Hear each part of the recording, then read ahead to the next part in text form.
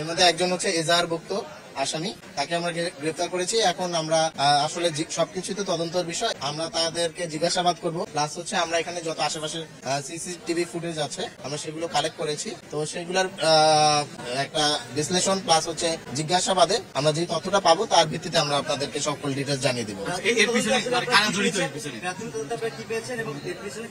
আসলে প্রাথমিক তদন্ত তো চলমান আছে, কারণ হচ্ছে প্রাথমিকভাবে আমি দুজনকে গ্রেফতার করেছি, যার মধ্যে একজন এজাহারভুক্ত। তো আমাদের এই জিজ্ঞাসাবাদ তাদের শেষ হবে, প্লাস হচ্ছে আমরা আরো কিছু ঘটনা তদন্ত করে দেখবো। প্লাস হচ্ছে আমাদের সম্মানিত ডিসি মহোদয় স্যার মাসুদ স্যার উনি আমাদের যে নির্দেশনা দিয়েছেন সেই অনুযায়ী আমরা কাজ করছি। প্লাস হচ্ছে আমাদের কমিশনার স্যারও যে কথা বলেছেন যে যত দ্রুততার সহিত বাকি যে এজাহারভুক্ত আসামিগুলো আছে তাদেরকে আমরা গ্রেফতার করবো। প্লাস হচ্ছে আমাদের তদন্তের মাধ্যমে যদি অন্য কেউ এইখানে জড়িত হিসেবে পাওয়া যায় তাদেরও গ্রেফতার করবো এবং পুরো ঘটনাটা ইনশাল্লাহ দ্রুততার সহিত উদ্ঘাটন করার চেষ্টা করছি।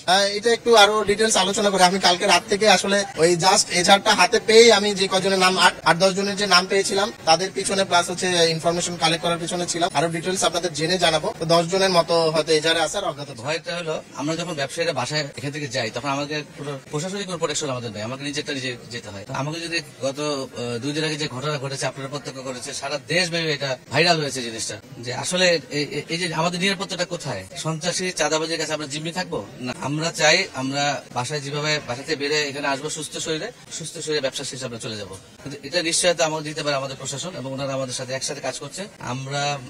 আমি তো এলিফ্যান্ট মার্কেট এলিফ্যান্ট কম্পিউটার ব্যবসায়ী মালিক সমিতির সভাপতি এবং এই মার্কেটের আমি সিনিয়র যুগ্ম কনভেনার। তো আমি যতদিন এই মার্কেটে আছি 4 মাস হলো, 4 মাসের ভিতরে একটা টাকাও কাউকে দিতে হয়নি, বাট তাদের সাথে যুদ্ধ করতে হয়েছে আমার। লাস্টে যে ফলটা দিয়েছে আপনারা দেখেছেন।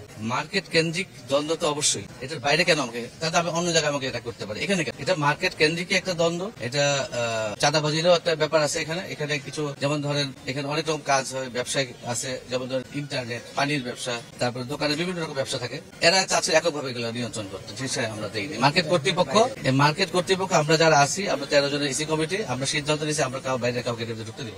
এটা তো অলরেডি আমাদের এসি মহোদয় বলেছেন যে আর তারা একেবারে সুনির্দিষ্টভাবে আমরা যদি এভাবে বলি যে আসলে তারা হচ্ছে ওরাই যারা হচ্ছে ব্যবসায়ীদেরকে সুন্দরভাবে ব্যবসা করতে যায় না, চাঁদা দাবি করে, বিভিন্ন ভাবে হুমকি ধমকি দেয়, তারা ওরাই। আর আমরা মানে এই পর্যায়ে এসে তাদের নাম এখানে উল্লেখ করতে চাচ্ছি না, বিকজ অফ জিনিসটা অলরেডি তদন্ত চলছে। তদন্ত করার পর আরো বেশি আমরা ফ্লাশ করবো এবং সাংবাদিক সম্মেলনে সেটা আমরা আপনাদেরকে জানাবো। অবশ্যই আমরা নিরাপত্তা ঝুঁকিতে আছি। অলরেডি আমরা গতকালকে আপনারা জানেন যে আমরা বিক্ষোভ মিছিল করেছি। টোটাল এলিফ্যান্ট রোড থেকে মানববন্ধন করা হয়েছে, প্রায় 8-10 হাজার লোকের মতো এখানে উপস্থিত ছিল এবং সবাই আজকে নিরাপত্তাহীনতায় ভুগছে। কারণ টোটাল এলিফ্যান্ট রোডের ঐতিহ্যগত ভাবেই কখনোই এই ধরনের চাঁদাবাজি অথবা এই ধরনের হত্যাকাণ্ড অথবা হত্যার চেষ্টা অথবা এই ধরনের কোন মানে একেবারে আইন শৃঙ্খলার এত নিচে অবনতি কখনো ঘটে নাই। আশা করি ইনশাল্লাহ আমাদের যারা প্রশাসনে রয়েছেন ওনারা খুব জোরালোভাবে কাজ করছেন কন্ট্রোল করার জন্য। ইতিমধ্যে আমরা ফল পেয়েছি, মানে যাতে তাদের উৎপাদ আরো বেশি ছিল। আপনারা জানেন যে 25 তারিখ আমাদের যে 24-এর গণ অভ্যুত্থানের পর বিশাল একটা ধাক্কা ছিল। আমরা নিজেরা মার্কেট পাহারা দিয়েছি। ওই তখন থেকেও প্রশাসন একটু দুর্বল ছিল, বাট প্রশাসন আস্তে আস্তে যেহেতু একটু সবল হচ্ছে এবং আমাদের পাশে দাঁড়াচ্ছে, ব্যবসায়ীরাও আমাদের পাশে দাঁড়িয়েছে, আমরা লাঠি নিয়ে মার্কেট পাহারা দিয়েছি।